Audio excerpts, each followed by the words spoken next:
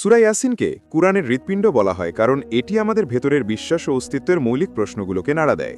ঠিক যেভাবে হৃদয় সারা শরীরে রক্ত পাঠিয়ে জীবনী শক্তি জাগিয়ে রাখে, সূরা ইয়াসিনও বিশ্বাসের মূল স্বরূপ তাওহীদের সজীব রাখে। প্রথমে আসুন প্রকৃতির দিকে তাকাই। সূরা ইয়াসিনের ৩৩ নম্বর আয়াতে বলা হয়েছে, একবার ওই মৃত শুকিয়ে যাওয়া মাটির দিকে তাকাও, আমি তাকে জীবিত করি ও শস্যে পরিণত করি।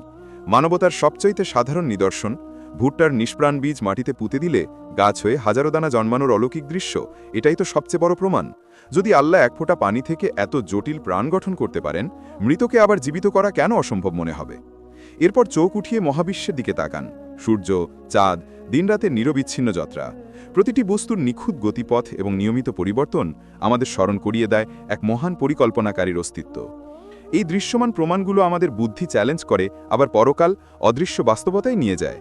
সূরা ইয়াসিনের ৫৪ নম্বর আয়াতে বলা হয়েছে, সেদিন কোনো প্রাণীর সঙ্গে অবিচার করা হবে না, প্রতিটি কাজের হিসাব নিখুঁত হবে।